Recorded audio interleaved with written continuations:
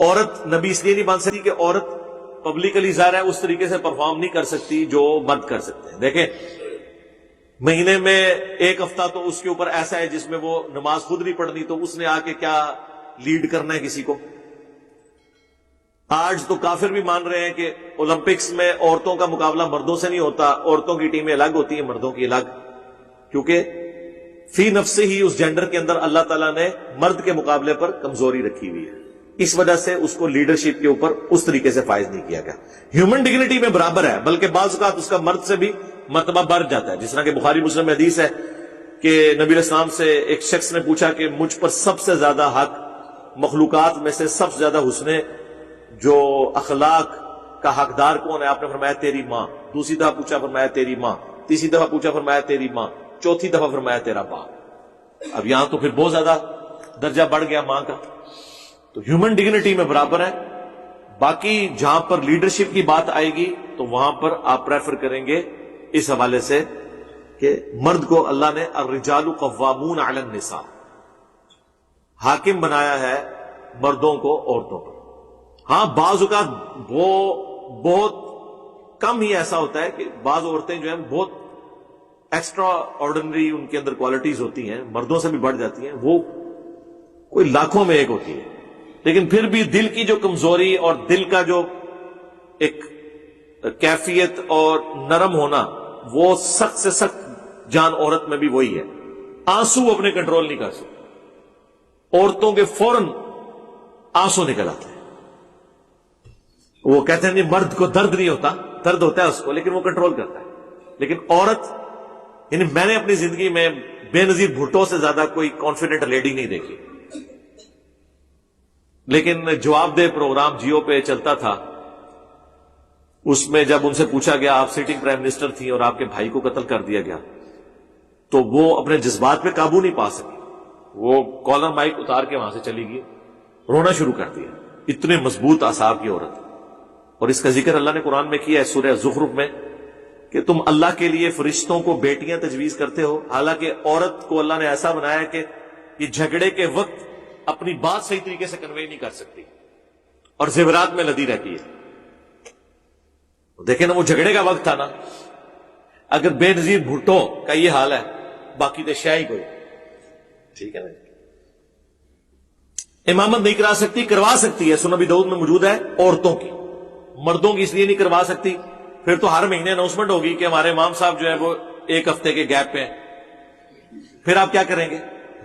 جنازہ نہیں پڑھ سکتی، یہ تو بالکل جھوٹ ہے. کس نے کہا جنازہ نہیں پڑھ سکتی؟ صحیح مسلم میں حدیث ہے، سعد ابن ابی وقاص جب فوت ہوئے تو سیدہ عائشہ نے کہا کہ ان کا جنازہ لا کے حجرے کے باہر رکھو، میں نے ان کا جنازہ پڑھنا ہے. نبی علیہ السلام کے زمانے میں عورتیں جنازہ پڑھتی تھی. ہاں میت کے ساتھ نہیں جا سکتی کیونکہ وہ مرد لے کے جا رہے ہوتے ہیں، عورت رقیق القلب ہوتی ہیں، وہاں پہ ان کا پیٹ سے آپا سنبھالا جائے کہ جا کے مردے کو دفنایا جائے.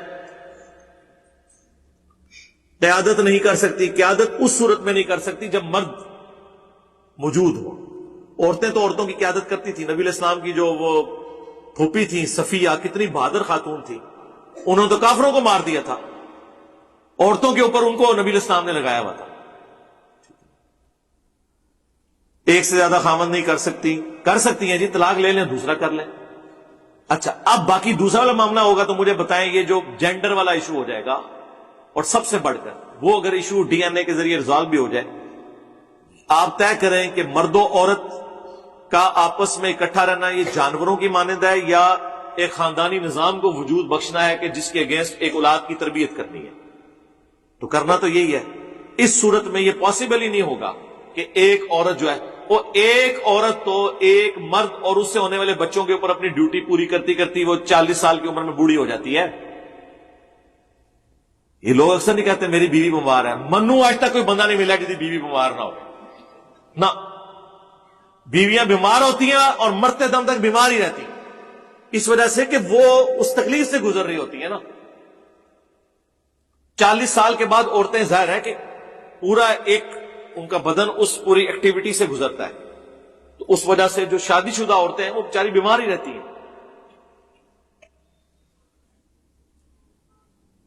مرنے کے بعد بھی اچھے نیک اعمال کے باوجود اسے وہی ظالم شوہر دیا جائے گا. یہ کس نے آپ کو کہہ دیا؟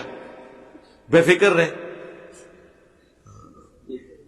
ایسی کوئی بات نہیں ہوگی، یہ جھوٹ بولا گیا ہے، اس کا اختیار ہوگا، اور وہ ظالم گندے اعمال کے باوجود اس عورت کی وجہ سے جنت میں چلا جائے گا۔ یہ کیسا انصاف ہے؟ کس نے کہہ دیا میرے بھائی چلا جائے گا؟ کہانیاں چھوڑ دو۔ آپ کو جب ایک بات بنیادی غلط بتائی گئی ہے، اس کے اوپر آپ عمارت تو نہ کھڑی کریں۔ لڑکی کی گواہی آدھی ہے، حصہ آدھا ہے، نہیں، آپ کو کس نے کہہ دیا؟ یہ ایک خاص اسپیسیفکلی کیس میں ہے جو قرآن میں رپورٹ ہوا ہے کہ جب آپ لین دین کا معاملہ کریں گے نا، اس میں جو گواہ ہے اس میں 2 مرد یا 1 مرد اور 2 عورتیں ہیں۔ باقی تو صحیح مسلم میں موجود ہے، نبی الاسلام نے ایک عورت کی گواہی کے اوپر رضاعت کا رشتہ اسٹیبلش کر دیا تھا، اس میں تو 2 عورتیں بھی گواہ نہیں تھی، ایک عورت تھی۔ تو یہ آپ کو کسی نے غلط بتایا۔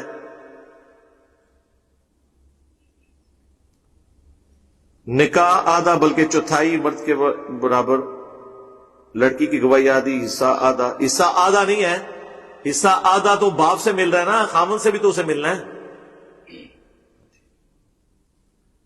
اس کو خامن سے حصہ نہیں ملنا۔ سب سے بڑی بات یہ ہے کہ عورت کو اللہ تعالیٰ نے بچپن میں باپ کی کفالت میں رکھا ہے، جوانی میں خامن کی کفالت میں، اور بڑھاپے میں اپنے بچوں کی کفالت میں رکھا ہے۔ تو پوری زندگی شہنشاہوں والی زندگی عورت گزار رہی ہے اسلام کے اندر۔ تو